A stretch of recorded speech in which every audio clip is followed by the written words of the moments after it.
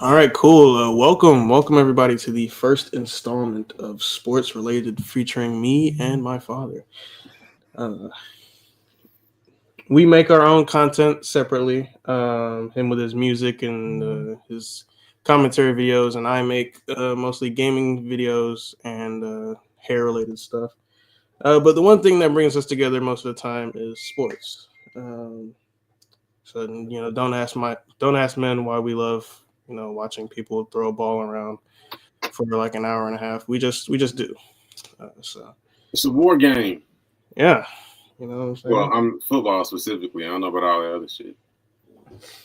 So yeah, when the weekend rolls around and the afternoon hits, turn off your cartoons and your Love Island and stuff because the game's on. So uh, first first uh first thing on the shopping block here. Um, just want to make it known that my specialty when it comes to sports is mostly football and what the rest of the world calls football, soccer. Um, so that's my specialty. My father over here, he mostly knows about football. We both know a little bit about the NBA. Uh, kind of. I'm not sure how much you know about the NBA, but we both know. I don't really watch basketball until the playoffs. Yeah. I mean, we both know pretty much the basics, but I mean, I other than know, that, I know. Yeah, yeah. it's not my specialty. But yeah, no. If anybody watching this on whatever platform you might find this on, whether it be Twitch, YouTube, TikTok, Instagram, whatever. If any of y'all have any questions that you want to ask us, feel free to go ahead and shoot them, and we will probably answer them in the next installment. We do read all the comments, no matter what platform it's on. So just go ahead and shoot. But since this is the first episode, we're just gonna do some topics that I came up with. Also, pops, if you have any topics that you want to cover or questions you want to ask me, obviously you can feel free to go ahead and bring those up at your own discretion. Uh, First thing here, though, is as I'm sure most people know, the Dallas Cowboys fired head coach Mike McCarthy after not making the playoffs last season. Um, and came up with a pretty interesting hire after that. So I'm just gonna go ahead and play the clip. Here, let me see. Let me bring this up. Mm,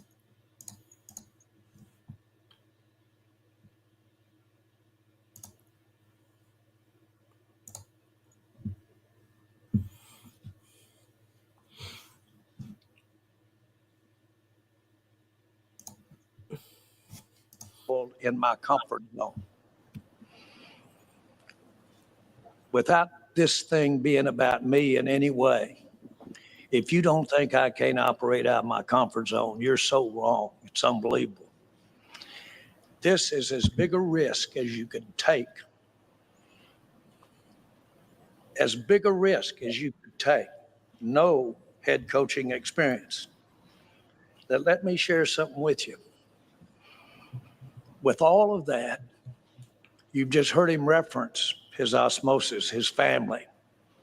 Anybody in this room that doesn't believe the apple doesn't go far from the tree has missed it someplace down the road, especially if there was an effort to make it that way, and there was an effort. But then you So Brian Schottenheimer, the new head coach for the Dallas Cowboys, has 0 years of head coaching experience, which is it's not the first time this has ever happened, but it's something that Jerry Jones seems to take quite a bit of pride in, even going as far as to call it one of the biggest risks he's ever taken. Uh, so yeah, how do you feel about the new hire? There's so many thoughts just about that video in general. Number one, I mean that statement is bullshit. I also wonder, with all that money in his contract, I wonder how the fuck Dak has dirty side teeth. But aside from that, bro, this this is a travesty, and the only reason it's allowed is because of the power of the brand. You know, I've talked before about, you know, just how magnetic that brand is. You know, it's to the point now where Cowboy fans, and I know this because I used to be one. I used to be a bleeding heart. I used to cry, get all emotional and upset when I was a kid. I would cry, get all emotional and upset when they would lose. So yeah, I've been there. You know, I've been in the trenches with Cowboy fans, and it's to the point now where it's no longer about championships. It's not. It has nothing to do with championships. It can't, because anybody with the brain understands that they're not in contention for championships. It's about the attention. It's about being a fan of the most talked about franchise in sports. It's about being a fan of the most recognizable brand in sports, and just the whatever status fans believe that gives them. That's what they're holding on to at this point. And Jerry's aware of this, and that empowers him to make these kind of boneheaded decisions. Because yeah, Brian Schottenheimer is a first-time head coach. There's a reason though that he hasn't been hired as a head coach, and he's been in the NFL like over 20-some years. Like, he's been in the NFL forever. And this bullshit about osmosis and his father. Number one, like, Marty Schottenheimer was a very good coach, right? He never won shit. No disrespect. Marty Schottenheimer was a very good coach. He's well respected in NFL circles. I remember Marty Schottenheimer. His teams were always tough, but he never won shit. Period. So if we're saying that Brian Schottenheimer is going to be as good as Marty Schottenheimer because he's his son, which is fucking ridiculous. But if that's the statement that we're making, we're saying that we just hired a coach that ain't going to win shit. Marty Schottenheimer is out here catching strays, man. No shade. But I mean, just I'm just breaking down the ridiculousness of that statement. But I mean, even him framing this as some sort of risk, because he knows directly that he's taking, you know, heavy criticism for this for this hire. You know, nobody in the fan base is happy about this, and you know they've been vocal about it. The problem is they don't back that up with real action, and by real action I mean inaction, like removing your attention from this man, removing your attention from the games on Sunday. I watch Red Zone. I don't tune into individual Cowboy games. Now I understand the NFL, you know, shares all the proceeds when it comes to TV revenue and stuff like that. So they still get the money, but I'm not personally going to turn on a Cowboy game, let alone attend a Cowboy game, pay money at a stadium. You know, I'm just not. I'm not doing any of that stuff. And I think if all Cowboy fans, if they truly care about the team and want to see change, that's the only way they can, you know, influence anything, is by removing themselves and removing their attention, which is the only thing that Jerry really thrives off of. But as I was saying, man, like, he's taking heavy criticism because this is obviously a safe hire for him. This is someone that he can control, someone that needs the job. It was the same thing with Mike McCarthy. You know, one thing I'll correct you on: Mike McCarthy didn't get fired, and that's intentional. Mike McCarthy should have been fired. He should have been fired last year. He should have been fired when Green Bay came in here and whooped their ass. Whooped their ass, right? He should have been fired then. But he wasn't, because Jerry's comfortable with Mike McCarthy. And it's never about actually getting to the Super Bowl. It's not. It's about remaining relevant. It's about maintaining your status as the most talked about, the most recognizable, the most profitable brand in sports. Jerry already has the Super Bowls. He knows exactly how to win Super Bowl. And this is what's crazy about it to me with Cowboy fans, right? Because the biggest argument that I get into to this point with Cowboy fans is the argument about whether or not Jerry actually wants to win, right? And they always say, well, he wants to win. And I used to say, well, he does want to win, but he wants to win his way. That's not the truth anymore. He doesn't give a fuck about winning. I don't even think he necessarily wants to win. Jerry wants to make money. But he doesn't necessarily want to win. And the reason I know this, and the reason this is an indisputable fact, is because he knows exactly how to win. He has the formula, right? You get a coach, you empower that coach, you get the fuck out the way. That's what happened with Jimmy Johnson. Maybe it wasn't by design. Maybe it was because at the beginning Jerry had to handle all the financial things because, he went into debt purchasing the team. So he wasn't able to focus on football stuff. And then once that was all settled and he got involved in football is when everything, started going downhill. When he wanted to be, more involved in football is when everything started going downhill. But he's seen firsthand what happens when you empower the right coach. Mm-hmm. So he's doing two things intentionally. Number one, he's not hiring the right coach. He's not going to hire somebody that's going to come in here and challenge him, because any coach worth his ilk is not going to want or allow an owner to hold a press conference outside of the locker room after games, talking about what happened on the field. Shut the fuck up. And I'm going to go off on a couple of tangents, because here's the thing, bro. Go ahead. I blame Dallas media for this shit, because they're sitting there and just like this press conference that we're watching right now, they're sitting there in the audience listening to him spew this nonsense, and then asking these softball ass questions. I want somebody needs to stand up and say, "This is not a risk, Jerry. Like, you can't bullshit us, Jerry. This is not a risk just because he's a first time head coach." Deion Sanders is a first time head coach in the NFL. He's never been a head coach in the NFL. What's the difference? Oh, Deion Sanders doesn't need this job. So Deion Sanders, if you call Deion Sanders, he's going to say, okay, I'll take the job, but Jerry, you can't be addressing my team like it's your team. This is my team. Mm-hmm. I'm the voice. I'm the authority figure. You're not going to be talking about what we're doing on a weekly basis. You got to get off the radio. No distractions, no bullshit. Jerry don't want that, man. So he's intentionally not hiring a man, a leader, somebody to come in and actually run the ship, and he's not empowering that guy. Mm-hmm. If you're not doing those things and you know firsthand that that's how you win a championship, hire the right coach, empower that coach, get the fuck out the way. That's exactly what the Hunts are doing in Kansas City. Yep.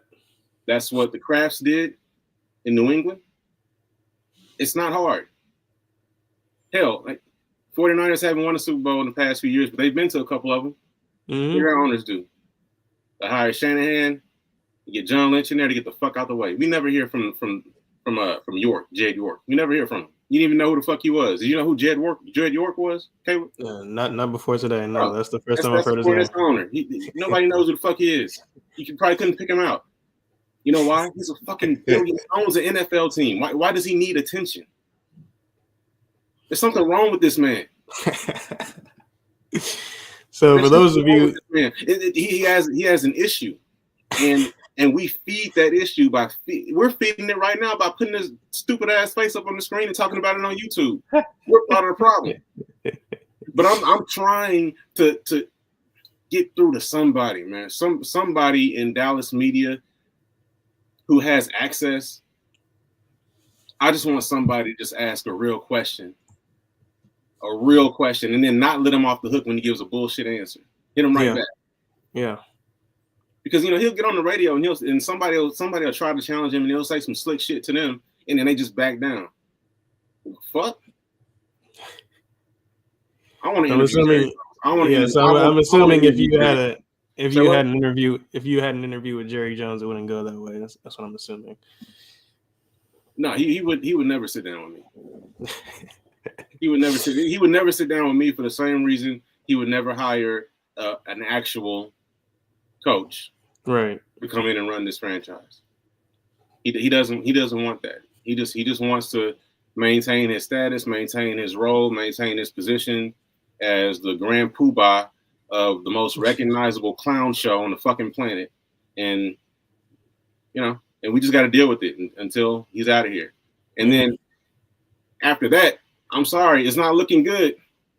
It's not looking good for what's coming next. It's not looking good. It's not looking good because Steven, he's not a chip off the old block. And I don't, and not necessarily, not that we want another Jerry, obviously, but I mean, Steven is like. And to quote Jerry here, you just said the apple don't fall too far from the tree. Man. Oh, that one fell. That one fell and rolled all the way down the fucking hill. Now the thing is, with Steven, he's going to be like his father, I think, in the sense that he's going to want to maintain, an iron grip on the franchise. But the difference between Steven and Jerry is Steven is a fucking cheapskate. Jerry has become a cheapskate over the years. Jerry wasn't a cheapskate in the beginning. When we were winning this shit, like he wasn't a cheapskate then. He's become a cheapskate now that it's just about the money. And it's like I said, it shifted from being about winning, from being about championships, just being about money and attention. He's become more money focused. Steven has always been that way. Mm-hmm. Steven didn't want to go get Deion the first time they got Deion back in the 90s. He didn't want to do it then. Jerry did that shit on his own. Steven, we don't have enough money, Jerry. The cap. Steven's excuse is always the cap. He operates. Steven would be perfect for, he'd be perfect for the Cincinnati Bengals. Mm-hmm. He's a long lost Brown. That's the party he should have. That's the family that he belongs to. Actually, I think somebody got switched out at birth. One of the Brown kids should be. No, I don't know. The Brown kids also. And Steven supposed to be in Cincinnati with them motherfuckers. With them because that's the cheapest franchise by far in the history of the league. And Steven fits right in with them. Mm-hmm. So I don't know what Cowboys fans can expect from the Jones family in general once Jerry's out of there, because it's not looking good with Steven. Steven has a loser mentality. He's never done anything on his own. He's just Jerry's son. Doesn't qualify him to do shit. Just like being Marty Schottenheimer's son doesn't qualify Brian Schottenheimer to be the head coach of the fucking Dallas Cowboys. Fucking and they sit up there and they hold this press conference with a straight goddamn face. And the media sits there and they listen and they ask questions and they act like this shit is all normal. Just like we're doing with the fucking president. We're just acting like this shit is normal. And just fires just going off everywhere, and this motherfucker just driving to work every day, showing up. This shit is normal, man. Everything is on fucking fire. You weren't joking about these tangents. How do we get to the president from this? I'm sorry. Did I even answer the question? I mean, I it was a pretty vague question. I asked you what you thought, so I mean, I guess that is what you thought. But yeah, for those of you who aren't caught up on the lore here, my dad did grow up as a Dallas Cowboys fan. Grew up in the Dallas area. Of course, Oak Cliff. Yeah. So of course he. But I'll answer this part. I abandoned the Cowboys maybe 6 years ago, 5 or 6 years ago. It really started with the anthem shit when he said that anybody that doesn't stand there with their foot on the line and their hand over their heart and they can't play for the Cowboys, and all them niggas stood their ass right there and did that shit like a bunch of fucking bitches. The crazy part is, obviously he. And anyway, so since then I ain't really been fucking with the Cowboys. Then over the years I've become more and more just disconnected, because I clearly see that this team is not about winning football games, let alone championships. And first I wasn't really following any team specifically. Then I started really, paying more and more attention to a team that I've always had an affinity for, strangely enough, being that I grew up a Cowboy fan. But I did spend some time in the Bay Area growing up, and I've always liked the 49ers. So I would consider myself at this point a 49er fan, because they're well run. I respect and always admire the organization. I love the area, and I fuck the Cowboys. But yeah, go ahead.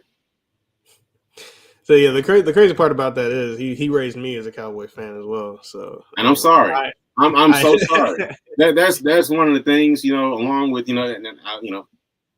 and to God, you were my first child. You make all your mistakes with your first child. So man, I made a few mistakes with you, man, and that's one. And let me in this public forum, let me formally apologize to you. Okay, because I shouldn't have burdened you with that. That is a terrible thing for a father to do to a son. And I don't think that CJ is fully taking that on into his heart. I don't think that he CJ is my younger brother, by the way. Yeah. So I think he was spared of that albatross to carry around his neck. But yeah, man, I'm so sorry. Yeah, that was selfish. That was selfish and short-sighted of me. I should have known better. You're not growing up with the Cowboys that I grew up with, so that was yeah, that was a bad thing for me to do, and I'll do better. You know, it's definitely been rough. It's been rough. Yeah, like you said, I didn't get to live through the glory days of the Cowboys. I've only experienced the last 21 years of it, and it hasn't been fun. It hasn't been fun at all. But moving on, there are a couple more clips from this interview that I want to get to before moving on to our next topic. Let me see.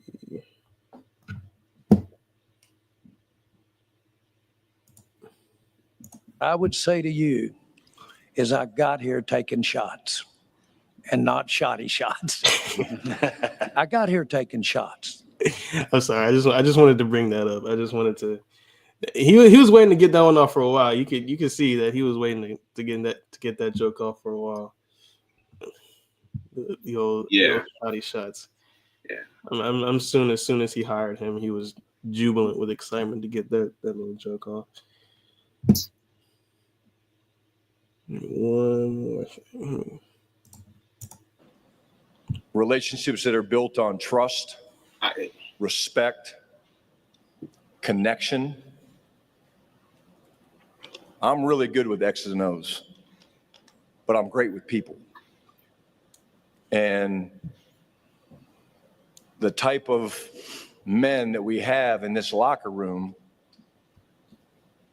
are excited about that. And so I think as we build this thing out, as the culture comes together of this team, that's where I feel like my greatest impact will be felt. What? And I'm all in here. Yeah,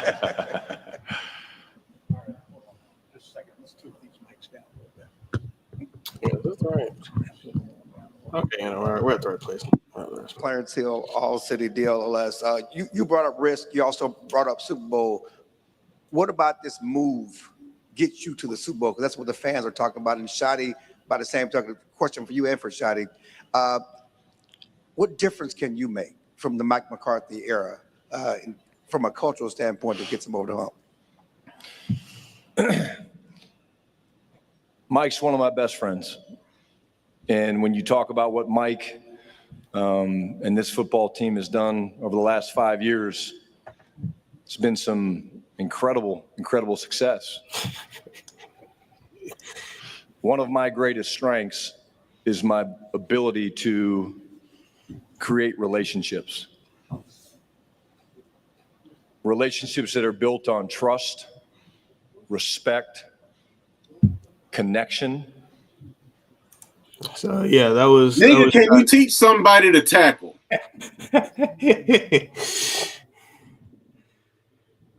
Bro, the thing about this is funny to me is like he don't even believe the shit that's coming out of his mouth. Like he can't even motivate himself. Like, I can't. I'm watching this and I'm like, you don't even believe this. Like how are you supposed to inspire a group of men to do anything? Like I'm not moved by this guy. Like look at him.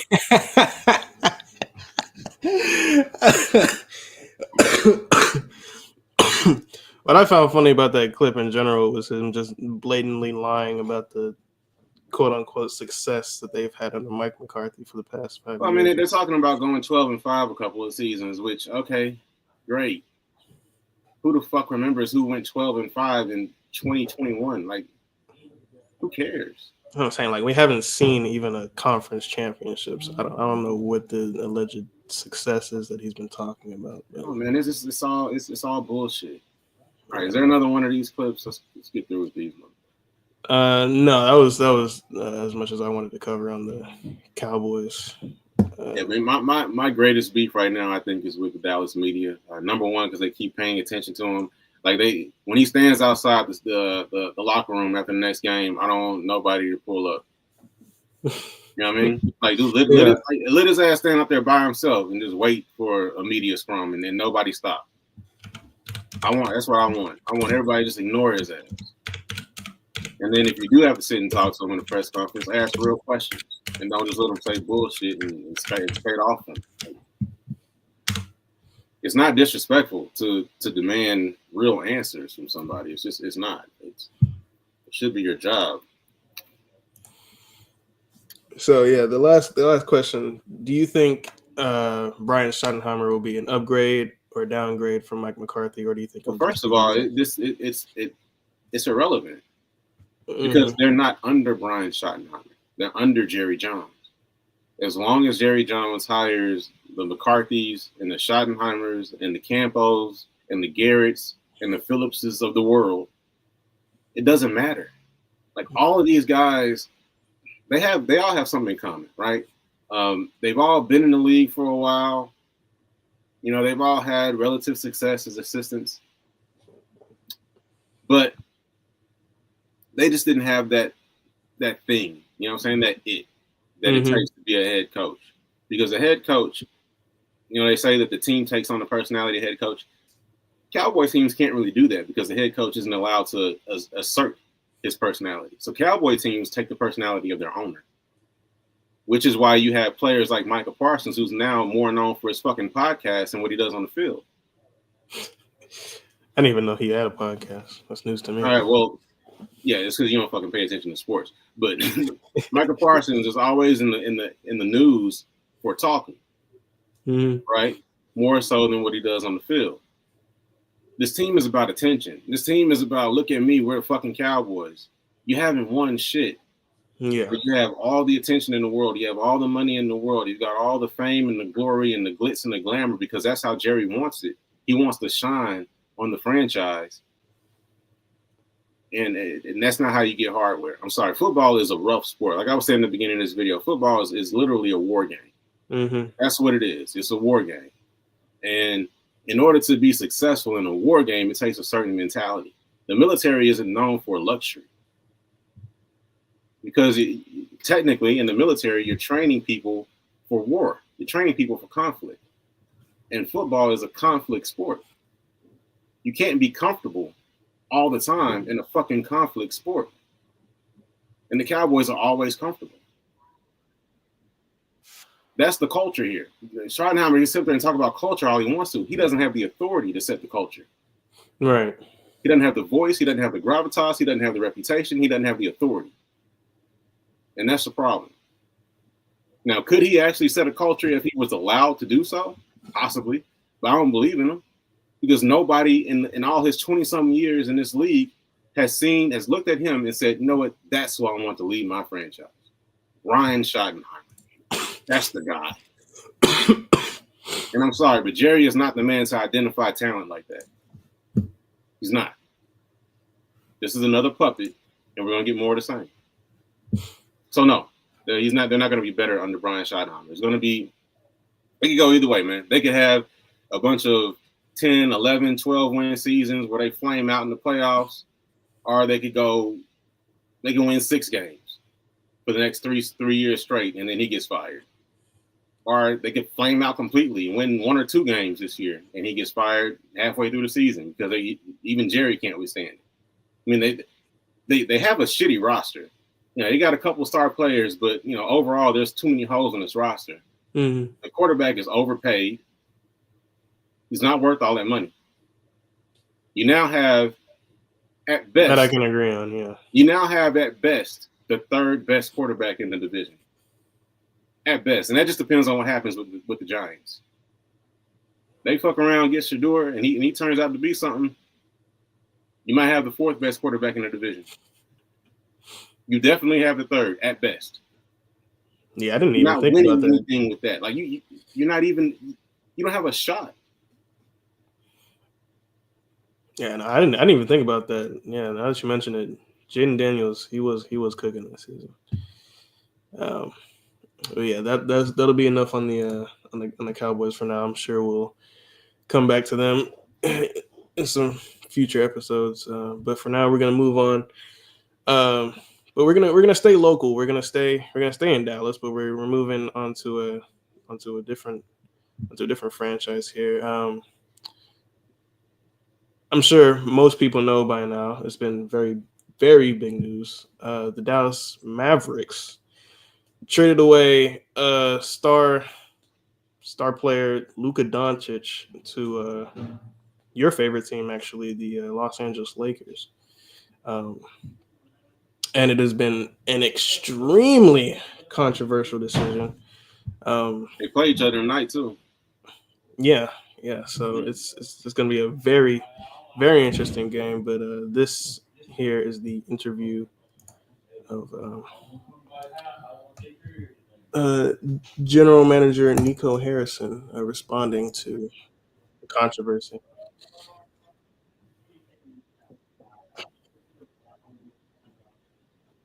I can't hear it. We understand the magnitude of what just transpired. It's not lost on us. Definitely would like to thank Luka for his brilliance and, over the last, 4 years since we've been here, what we've been able to accomplish, as well as, Maxi Kleber. When he got hurt the other day and I go in the back and check on him, and the first thing he says is sorry for getting hurt, but that just, kind of goes to the type of person he is. And then also Smooth, like he was such a great guy in the locker room. So I just want to, thank all those guys for their contribution to get us to where we're at. And then as we turn the page, I think it's important to know that Jay Kidd and I, we've had a vision in the culture that we want to create since we've been here. And the players that we're bringing in, we believe exemplify that. And, we think defense wins championships. And we're bringing in one of the best two-way players in the league. A lot of people don't talk about, what he does defensively and offensively, but, if you can name first-team All-NBA players that are also first-team All-Defensive players, that's a unique unicorn to try to find, and we're able to find that. And as well, you look at Max Christie, he was their starting two-guard, guarded all the top players in the league, and he's young and athletic and bouncy and, gets his hands on lots of balls. So yeah, that is the biggest point he's been making in defense of this decision, is that defense wins championships. Now, me personally, I'm a huge believer in that philosophy. I think me and you have even had conversations about this before. When one time when we were talking about soccer and why I enjoy it so much, and you were saying that it's just not a sport that creates enough action for you, and I was saying that I could appreciate the defense, the defensive side of the sport. But even as a strict believer, Can I say something about that? Yeah, go ahead. Just to interject, I feel you, but I think with soccer, defense is too easy. They need to find a way to level the playing field a little bit to where it's not so easy to play defense and so difficult to play offense. Like let's just get a couple of more. Let's just get a couple of more goals a game. I mean, come on, like it's nothing for a soccer game to end 2-0, 1-0. Like that's regular in that sport. That is horrible. That's. I mean, I guess if you grow up in that culture, you're cool with it, but goddamn. That's rough. Like, let's just make defense just a little bit harder for soccer. That's all. I can appreciate defense, but God, man, can it not be so easy? So that's what I feel like makes it even more important, because if you mess up at all, that could just be the game for you. That could just be what loses the game for you if you make. I need more action than that. I'm sorry. Maybe I have a short attention span. I need more action than that. But proceed. I'm sorry to interrupt. No, it's all good. But even as a strict believer in that personally, that defense wins championships mentality, I can't wrap my head around this decision. I don't understand it at all personally. Luka carried you to a championship. Just last season, you didn't win it. They didn't win it, but make sure you get it. You got there. Yeah. And trading away your franchise player like that for a 30-year-old with glass bones and paper skin, I don't understand it personally. But what are your thoughts on that defense wins championships justification? I mean, I think every year and every team is unique. And you do have situations where it comes down to defense, but I think a lot of times in the NBA, I think over the course of the existence of the league, it's been proven that you got to have a guy, or at least a couple of guys, and in most cases in the NBA, in order to win anything. And the Mavericks still have a couple of guys. I mean, they do have Anthony Davis and Kyrie Irving, and just based on just talent alone, they're good enough, you know, as talents to get there. But the issue, as you aptly stated, and as is currently, you know, being played out in real life with Anthony Davis being hurt already, he has an injury history and he's a little bit older. Meanwhile, you got Luka, who is still, you know, going into his prime, came into the league very, very young. Yeah, it's a tough one. And it's weird because I am a Laker fan, but I'm from Dallas. So although I've never been a Maverick fan, even when they won their championship with Dirk, I wasn't a Maverick fan that year, but I was definitely rooting for him as a Dallasite. I was happy to see the city get a championship. So it was a weird feeling. It was like, this is cool to have Luka on the Lakers, but I kind of hurt for my city. You know what I'm saying? Like, I don't want Dallas to lose Luka in order for the Lakers to get him. You know what I mean? I don't want it to work out that way, but it did. But I talked to your uncle about this. You know, he's way more into basketball than I am, Nick. And he's actually good with the trade. He's like, when AD is healthy, he feels like the team is constructed, you know, with AD and with the shooters around, with Clay and whatnot.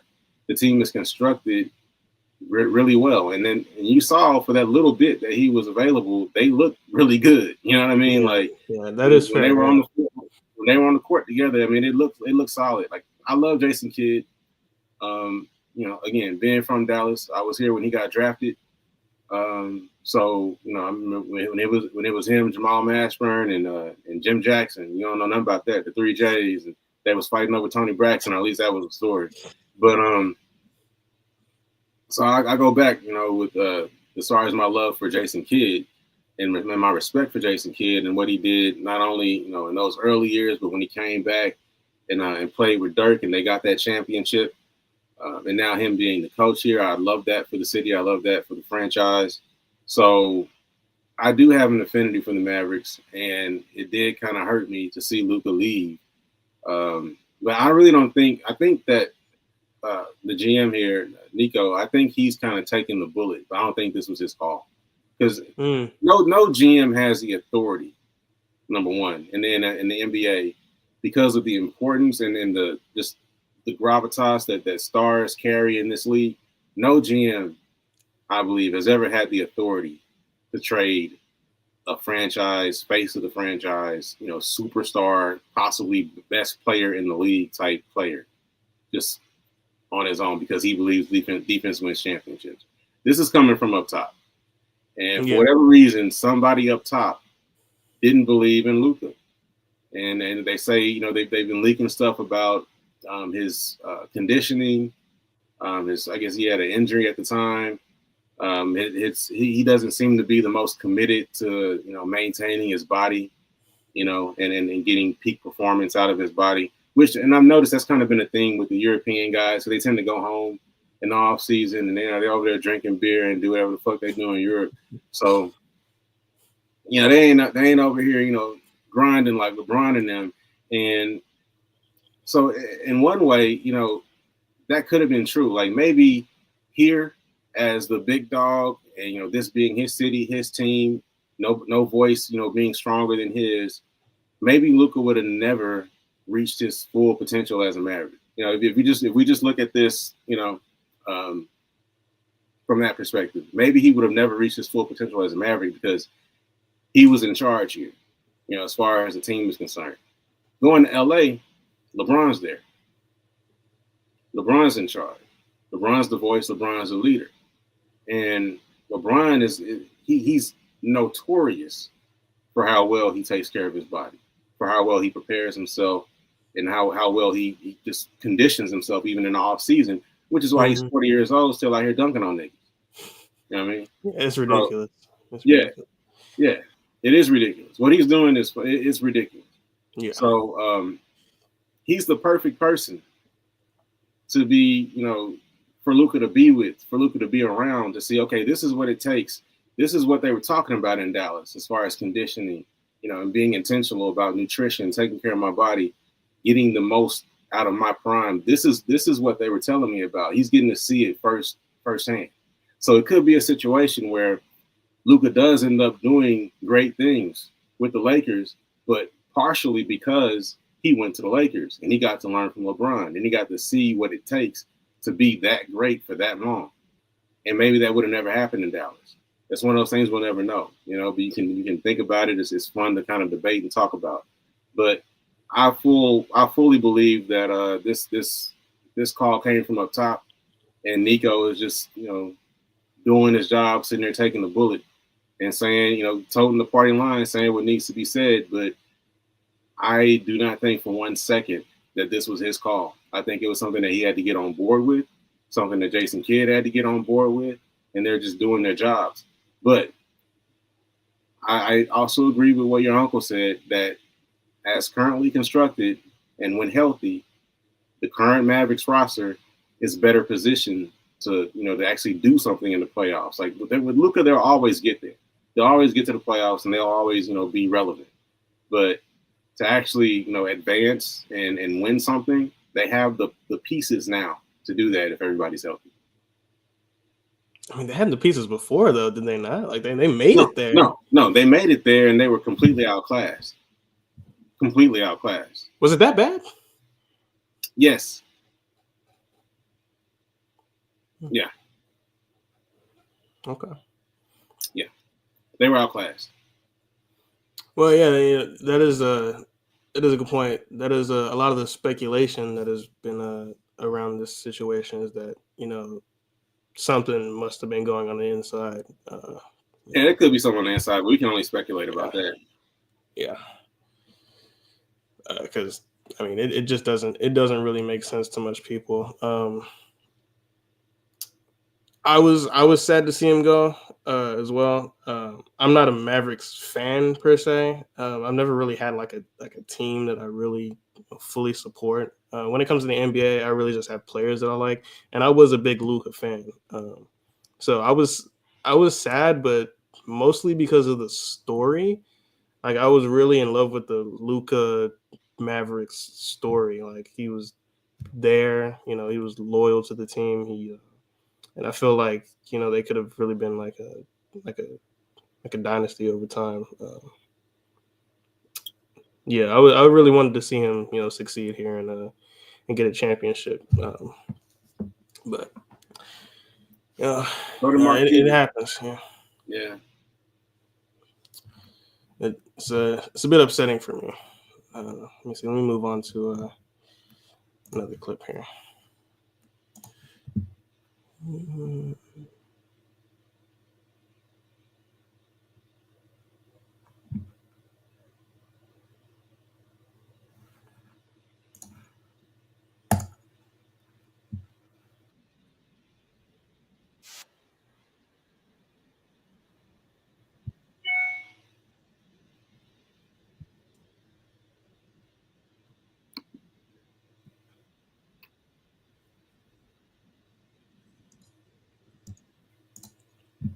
So this clip has been going a little bit viral. As we all know, the Mavericks fan base is not happy with the decision at all.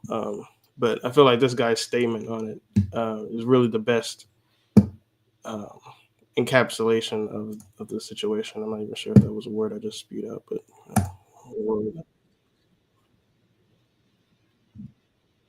there's no precedent for this in the history of the NBA, that you don't trade a 25-year-old MVP candidate in his prime for a 32-year-old made of glass and a single pick. We just went to the finals last year. It's not like we missed the playoffs. It's not like we lost in the first round. And they could win every game the rest of the season and win the championship, and it wouldn't really matter because all of the emotional value and in that journey just got sucked away. But it feels like someone close to you died in a way, and there's lots of anger for sure. What's inscribed on that statue over there, dirt statue, says loyalty never fades away, and apparently that's only a one-way street. That only matters for the players because loyalty definitely faded away from the organization. They didn't hold up their end of the bargain. He was loyal and they weren't. So I guess that inscription doesn't really mean anything. Yeah, that clip wasn't he? Yeah, that clip hit me kind of hard the first time I saw it. He was spitting. Yeah. Yeah, no, I can't argue with anything you said, man. That's real spill. Like I said, I think it came down from the top. And everybody else in the organization is just falling in line. I can only imagine that the players probably, felt the way.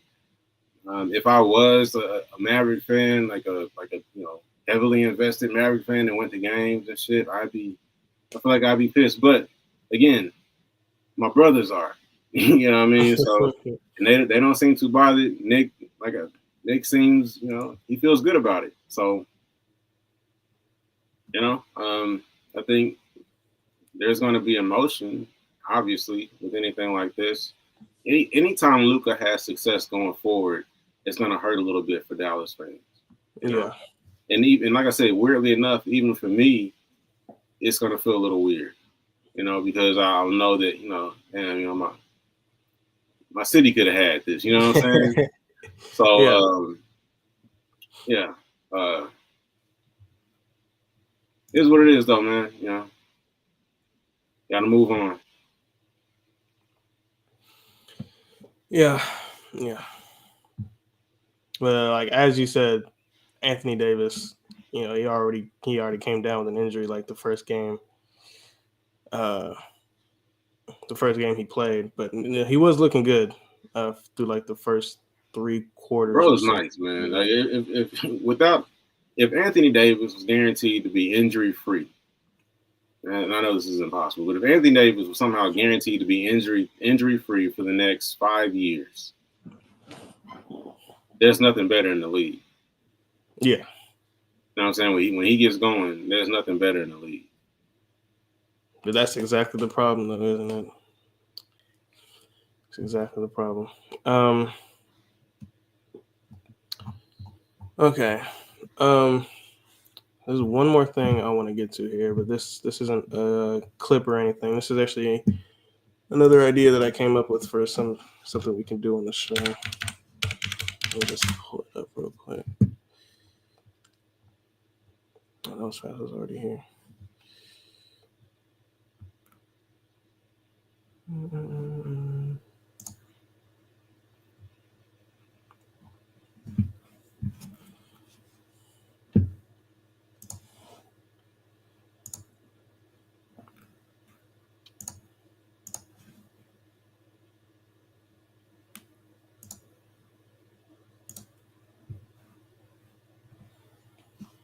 Okay, so I'm not sure if you know what Tier Maker is, but it's a pretty popular website that people use quite regularly for all types of stuff. So what I wanted to do is take you through all 32 NFL teams and see where you think how well you think they performed last season. As we all know, the season came to an end pretty recently. The Eagles were Super Bowl champions and one of the biggest snooze fests in Super Bowl history. So let's go ahead and get started. And if you want me to, I can also just pull up the records of any of the teams that you that we come across here. If you need to. I gotta do that. I don't need to see the record. But so we have 3 tiers here. Overperforming. I can't see what the tiers say. What are those words? Well, this one says overperformed at the top.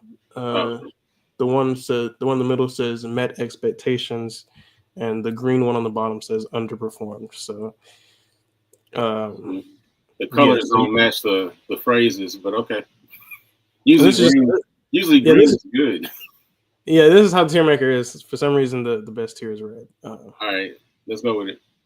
Okay, so so you have 3 tiers: overperformed, met expectations, and underperformed. So at the beginning of the season, where did you think the Arizona Cardinals were going to be, and did they meet those expectations? Did they beat them, or did they fall under them? Going into the season, I didn't think much of the Arizona Cardinals. Going out of the season, I didn't think much of the Arizona Cardinals. They pretty much met expectations for me. Met expectations, okay.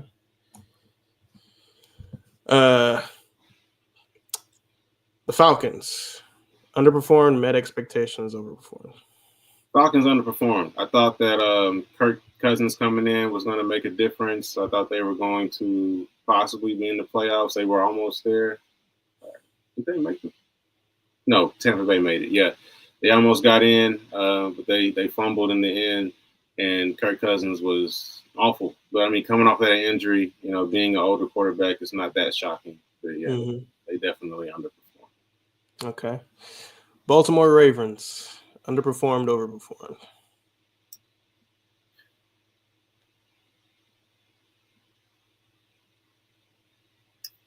Sadly, I'm going to say they met expectations. Met expectations. Okay. I expected them to be in the playoffs. I didn't expect them to be in the Super Bowl. Yeah, and if I had to pick a team, honestly, if I did stop being a Cowboys fan and pick a team, it would probably be the Baltimore Ravens. That's who I was rooting for. Go ahead. When the playoffs. That's who I was rooting for when the playoffs started. I'm a big Lamar Jackson. Now. Good choice, son. That's a well-run organization. But yeah, Steve Bisciotti, he knows how to own a team. Yeah, I'm a big Baltimore Ravens fan. I wanted them in the Super Bowl, man, but great quarterback, great organization, good choice. Unfortunately, yeah, they fell a bit short. Buffalo Bills, where do you put them? Met expectations. They did exactly what they pretty much always do. They run through the regular season. They look like world beaters, and then they get to the playoffs and lose to the Chiefs. Yeah, one of the most devastating franchises in all of sports. They seem to come so close every time, but they can never. Their fans have been through it. Never seem to get over that hump. Even I know about the travesty they went through back in the day. Carolina Panthers, where do you put them? They ended up exceeding expectations just because at the end of the season, to me, they looked like they were heading in a good direction. Obviously, the beginning of the season, middle of the season, they looked terrible, but that was kind of meeting expectation, honestly. But the way they were trending at the end, the way they were playing, the way Bryce Young was looking, I think they're headed in the right direction. So I'm gonna be positive with them. Okay, all right, it's pretty solid. Carolina Panthers the first ones to exceed expectations here. So Chicago Bears, where do you have them at? For the season, they definitely were horrible. Well, whatever that lowest one is, the green one. Yeah. You might have to make another tier just for them. Yeah. Cincinnati Bengals. They right there with the Bears. Right there with the Bears and the Falcons. Underperformed. All right. Cleveland Browns. I didn't think much of them, just like the Cardinals. Put them right there. Met expectations. Okay. Can't be disappointed in something you don't think much of. Yeah, another sad franchise. Everyone's favorite team, the Dallas Cowboys. For me, definitely met expectations. Yeah. Me personally, I'd go far as to say underperformed. That's just in my opinion. I always expect the Cowboys to at least make the playoffs. I always expect like a first round exit from them, but to not even make the playoffs is honestly something else. Yeah. Denver Broncos. Exceeded expectations. Okay. Why is that? Did they do well? I can't remember. Yeah, they made the playoffs. Oh, okay. Oh yeah, sorry, they did make the playoffs. That's right. Detroit Lions. Wait, didn't they? I'm pretty sure. I think so. Yeah, I'm pretty sure they did. Yeah, they made playoffs. Yeah, Sean Payton. I believe in him. Okay. Detroit Lions. Where do you have them?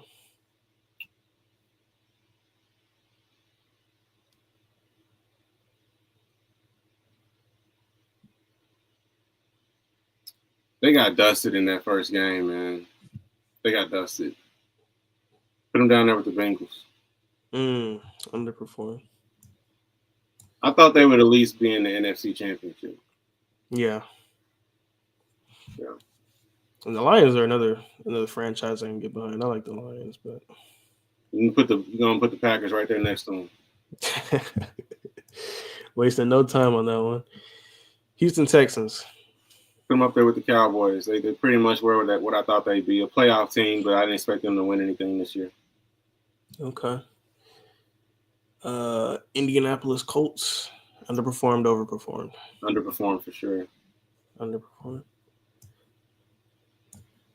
Okay, the Jacksonville Jaguars. Underperformed big time.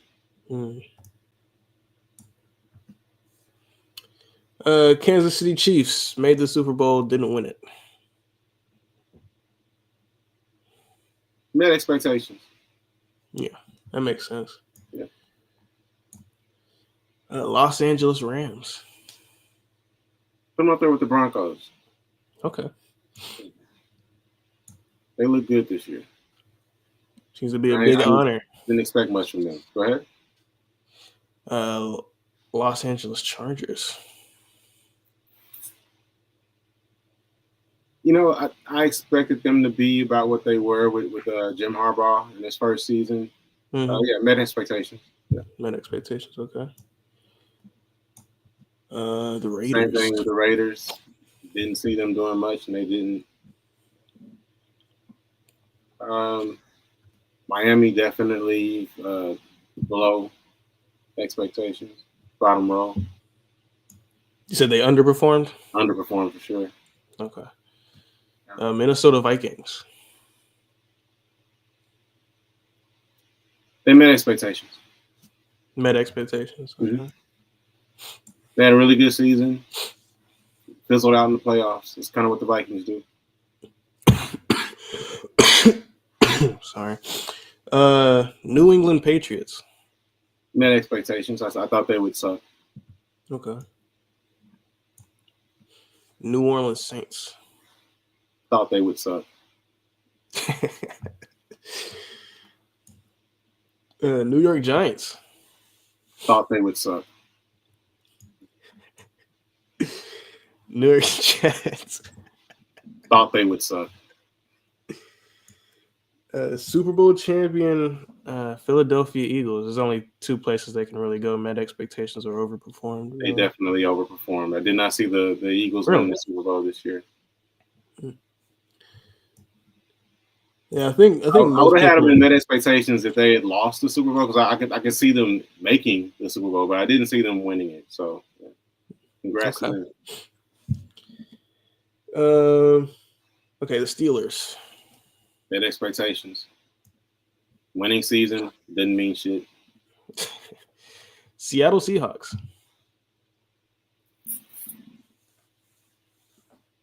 I guess they met expectations. I really I don't know what I expected from the Seattle Seahawks. I don't know much about their coach, and you don't expect the team quarterback by Geno Smith to really win anything. So can't be disappointed. Okay, your favorite team, the San Francisco 49ers. Yeah, we had a bad one, man. Got to put us on the bottom row. Had a bad one. It's gotta hurt. It did hurt, but I mean, injuries. You can't overcome that many injuries in one season. It was a lot. We'll be back. Yeah, Arsenal's going through the same thing right now. Tampa Bay Buccaneers.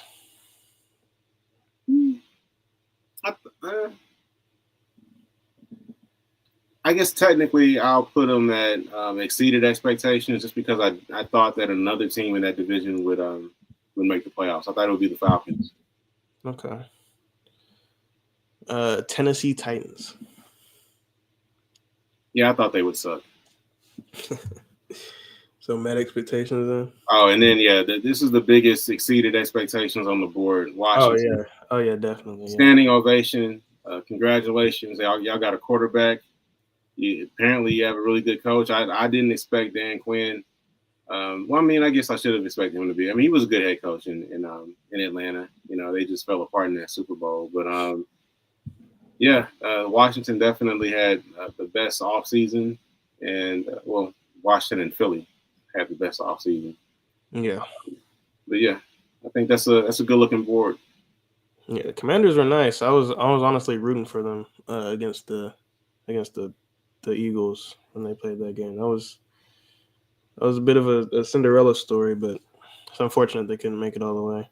All right, little nigga, we've been on here for a minute. All right. Well, that's just all about I had. So if this is good for you, I think that'll do it. This was fun. We'll do it again. We don't have a schedule as of right now, this is kind of off the cuff. We've been talking about it for probably about a year now, right? About doing this, so it'll definitely evolve as we get more and more accustomed to it, and add some bells and whistles and whatnot, and maybe even have a regular schedule. Who knows? But yeah, this is the first of many. And look forward to doing with you more, son. Love you. All right. That's gonna do it for the first episode, y'all. We'll catch you next time in the next episode of Sports Related. And nigga, I said love you. You said all right. Let's show them what father son love looks like. I love you, son. All right, love you too, Pops. All right. Are we still live?